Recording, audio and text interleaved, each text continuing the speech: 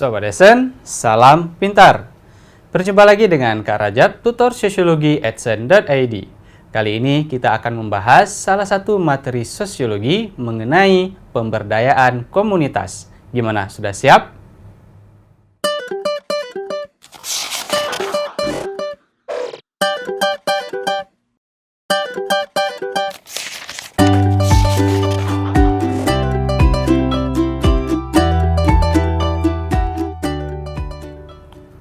Sobat Esen, di dalam masyarakat kita sering melihat masih banyaknya kelompok-kelompok yang masih berada di bawah garis kemiskinan. Nah, di mana mereka kelompok-kelompok yang terkadang tidak memiliki kemampuan atau keterampilan dalam melakukan segala sesuatu untuk bertahan hidup. Nah, agar mereka memiliki suatu kemampuan atau keahlian yang nantinya untuk mengembangkan keterampilan dan dapat digunakan dalam keberlangsungan atau mempertahankan hidup mereka. Jadi dalam sosiologi dapat dikatakan sebagai adanya suatu upaya bagaimana mereka nanti dapat berkembang atau bisa dikatakan sebagai pemberdayaan komunitas. Jadi ada hal-hal yang perlu kita lakukan agar suatu kelompok tersebut dapat memiliki daya atau keterampilan. Nah, jadi pada video kali ini kita akan membahas mengenai pemberdayaan komunitas. Oke, jadi sebelumnya kakak akan menjelaskan apa yang dimaksud dengan pemberdayaan. Pemberdayaan dapat kita artikan sebagai proses agar menjadi berdaya guna. Nah, ini adalah pengertian dari pemberdayaan. Kita melakukan suatu proses agar menjadi berdaya guna. Kemudian, komunitas. Apa yang dikatakan dengan komunitas? Jadi dapat kita artikan komunitas adalah sekelompok orang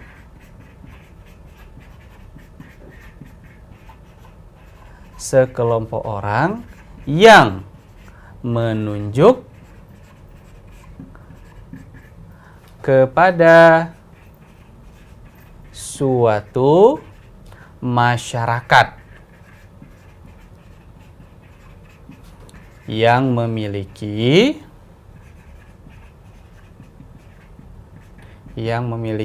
jalinan interaksi yang bersifat di sini kekerabatan, tempat tinggal, maupun adanya kesamaan cara pandang, sehingga dapat dikatakan sebagai suatu komunitas. Nah, tetapi dalam hal ini kita akan berbicara mengenai komunitas atau suatu kelompok yang mereka masih berada di bawah garis kemiskinan. Nah, jadi dalam pemberdayaan tersebut kita melakukan suatu dorongan kepada mereka untuk melakukan suatu perkembangan, perubahan secara evolutif atau dengan secara bertahap untuk menuju ke suatu kehidupan yang lebih baik. Makanya ada yang namanya pemberdayaan komunitas. Jadi dapat kita artikan bahwa pengertian dari pemberdayaan komunitas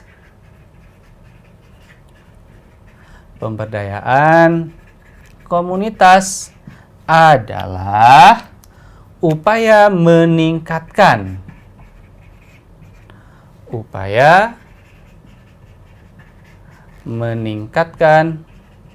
harkat martabat, ya, harkat martabat masyarakat yang masih berada di bawah garis kemiskinan.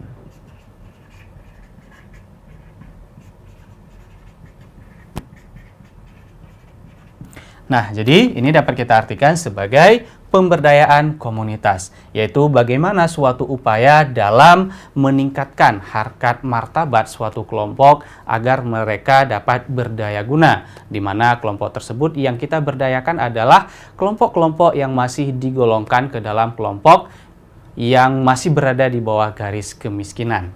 Nah, jadi siapa yang melakukan pemberdayaan tersebut? Nah, berarti dapat kita jelaskan mengenai pelaku.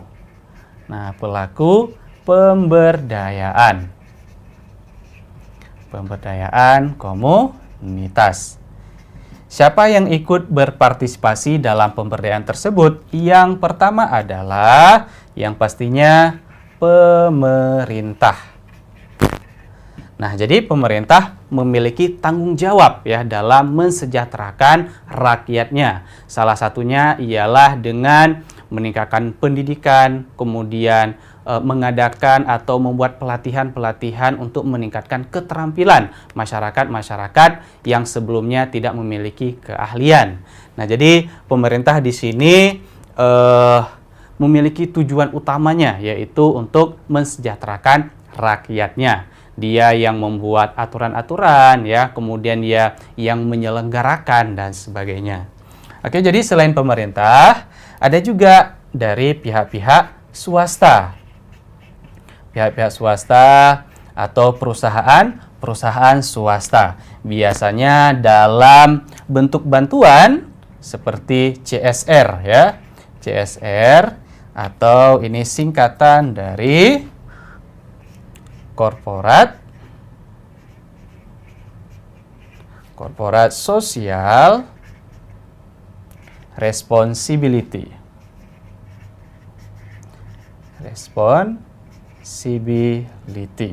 Jadi ini dapat kita artikan sebagai tanggung jawab sosial perusahaan. Tanggung jawab sosial perusahaan.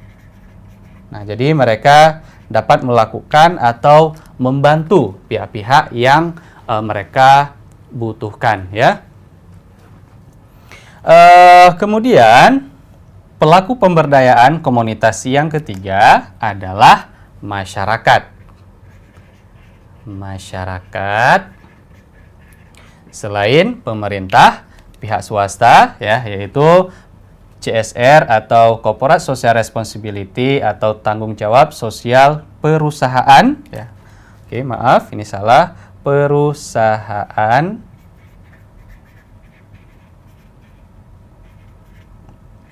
Nah, kemudian yang ketiga adalah masyarakat itu sendiri, ya, yang ikut di dalam pemberdayaan. Nah, jadi di sini dalam pelaku pemberdayaan ada pemerintah, pihak swasta, dan juga masyarakat. Nah, selanjutnya, selain pelaku ada yang namanya prinsip pemberdayaan komunitas. Apa saja prinsip pemberdayaan komunitas? Prinsip pemberdayaan komunitas. Nah, yang pertama adalah partisipatif. Partisipatif. Yang kedua, berkelanjutan. Kemudian adanya kesetaraan dan juga kewasdayaan. Atau sifatnya membangun. Nah, ini adalah prinsip dalam pemberdayaan komunitas. Jadi ada hal-hal yang dilakukan ketika antar pelaku ini dalam melakukan pemberdayaan. Yang pertama, partisipatif, ya. Partisipatif berarti adanya suatu partisipasi. Nah, di situ ada kelompok-kelompok yang berpartisipasi, antara lain ini pelaku pemberdayaan, di mana pemerintah atau pihak-pihak swasta atau juga masyarakat itu sendiri semua harus berpartisipasi dalam pemberdayaan suatu kelompok. Kemudian selanjutnya, selain adanya partisipasi, sesuatu hal yang diberdayakan itu harus memiliki keberlanjutan ya, berkelanjutan. Yang artinya di situ di dalam program-program yang telah direncanakan, yang dilakukan, itu memiliki suatu manfaat dalam jangka waktu yang panjang, bukan sesuatu hal dalam jangka waktu yang pendek. Kenapa? Karena ketika masyarakat memiliki suatu kemampuan setelah diberdayakan, kemampuan tersebut dapat digunakan ke waktu yang relatif lama, yang berarti mereka dapat menggunakan keterampilan tersebut untuk selanjutnya mereka dapat mengembangkan keahlian-keahlian mereka dalam waktu yang lama ya, sehingga perekonomian mereka bisa meningkat. Yang artinya apa yang diberdayakan itu memiliki manfaat dalam jangka waktu yang lama. Kemudian kesetaraan. Berarti di sini setara antar pelaku pemberdayaan. Nah, kita contohkan kelompok yang memberdayakan, misalkan pemerintah atau kelompok-kelompok dari pihak swasta, dengan kelompok yang diberdayakan, ya, kelompok yang dibuat pelatihan itu harus memiliki kesetaraan. Yang artinya kita tidak boleh menganggap yang misalkan kelompok yang memberdayakan menganggap dirinya lebih hebat, lebih wow, lebih keren ya. Nah, itu nanti akan mengakibatkan kecemburuan atau ketidakenakan dari kelompok-kelompok yang akan kita berdayakan. Jadi, tidak adanya perjenjangan kelas di situ. Jadi, antara kelompok yang memberdayakan dengan kelompok yang diberdayakan itu memiliki status yang sama, setara. Tidak ada perjenjangan antar kelompok. Nah, itu untuk melancarkan pemberdayaan tersebut ya, sehingga tidak ada perjenjangan-perjenjangan. Jadi akan berjalan dengan mulus di dalam suatu pemberdayaan. Jadi adanya kesetaraan antar kelompok yang melakukan pemberdayaan dengan kelompok yang diberdayakan. Oke, selanjutnya keswadayaan atau sifatnya membangun. Keswadayaan. Oke, di sini ya. Keswadayaan. Nah, ini adalah prinsip dari pemberdayaan komunitas: partisipatif, berkelanjutan, kesetaraan, dan keswadayaan atau membangun. Nah, selain prinsip dalam pemberdayaan komunitas, jadi ada yang namanya ruang lingkup ya, atau bagian apa saja yang menjadi objek dari pemberdayaan tersebut. Nah, jadi selain itu ada yang namanya ruang lingkup. Ruang lingkup pemberdayaan komunitas.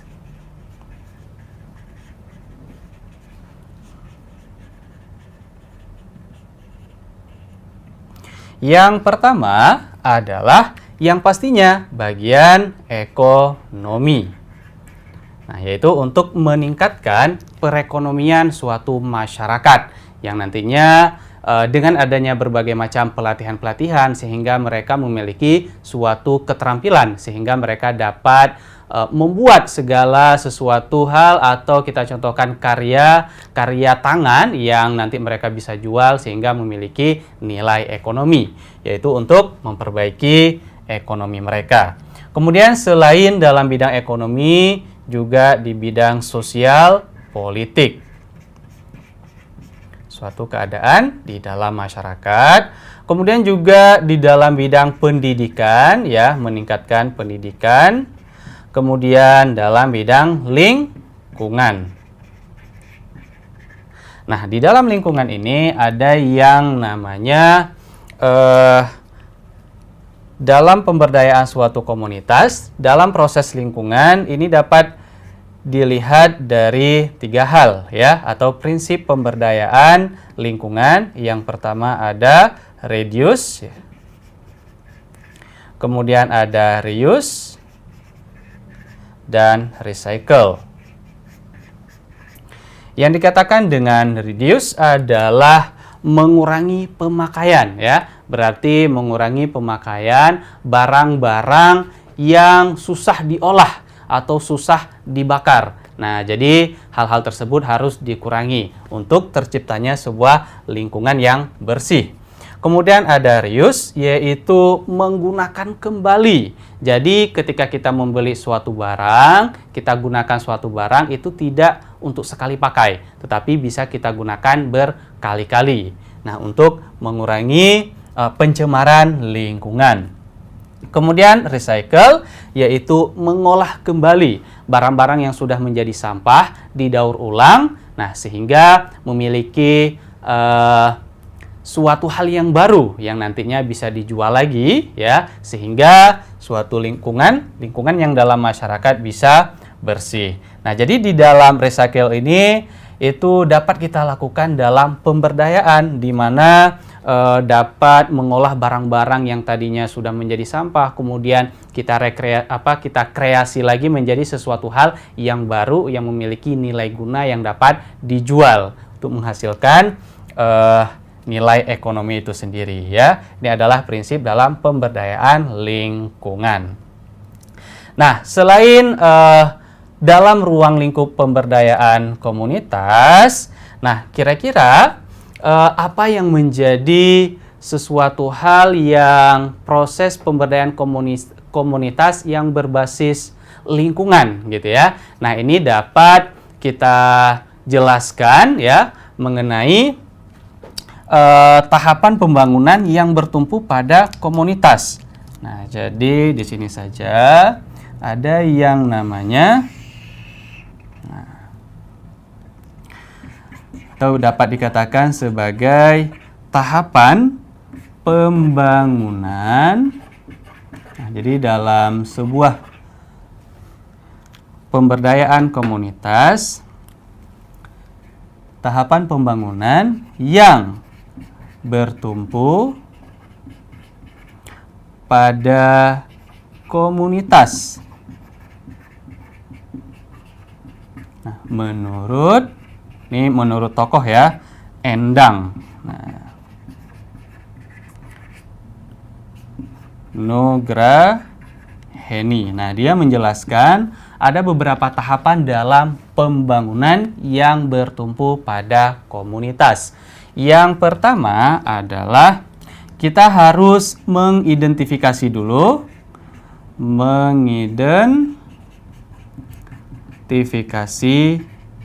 karakteristik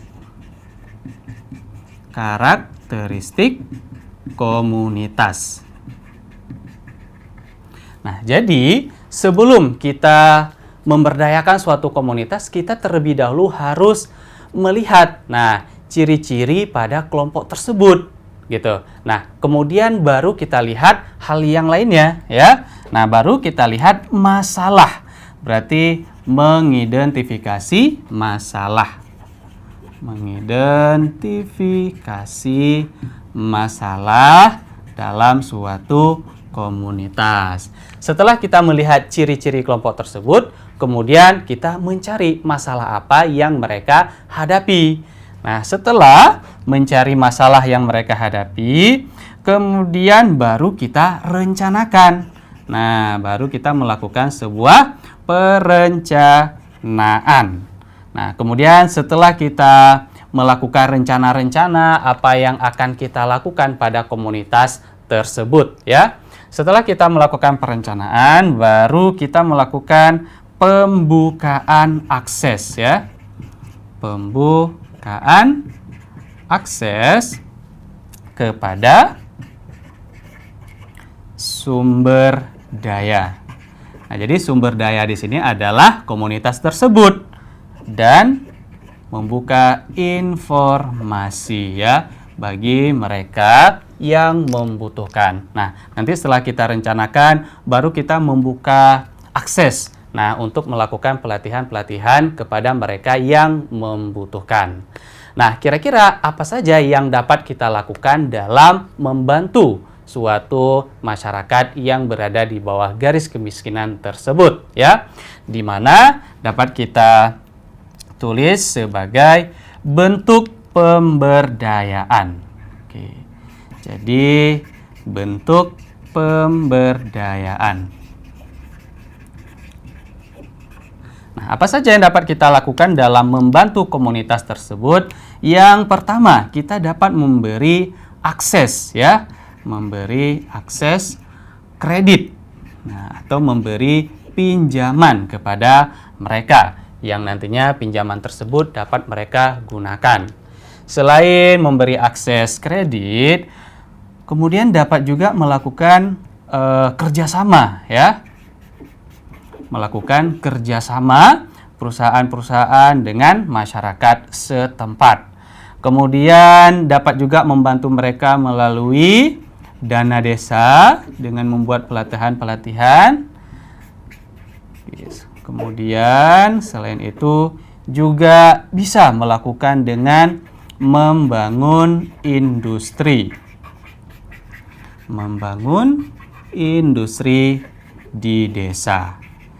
Nah, di mana yang melibatkan masyarakat yang membutuhkan. Berarti industri tersebut dapat memperkerjakan masyarakat yang ada di lingkungan tersebut. Nah, ini adalah beberapa hal ya yang dapat dilakukan dalam bentuk pemberdayaan. Sobat Esen, demikianlah pembahasan mengenai pemberdayaan komunitas. Sampai jumpa di video berikutnya bersama Kak Rajab, tutor sosiologi @esen.id. Salam pintar. Sekian Sobat Esen untuk video pembelajaran hari ini. Sampai ketemu lagi di video belajar berikutnya. Jangan lupa aktifkan notifikasi untuk video terbaru kami ya. Sobat Esen juga bisa mengunjungi @esen.id dan temukan ribuan video pembelajaran. Sampai jumpa Sobat Esen, salam pintar!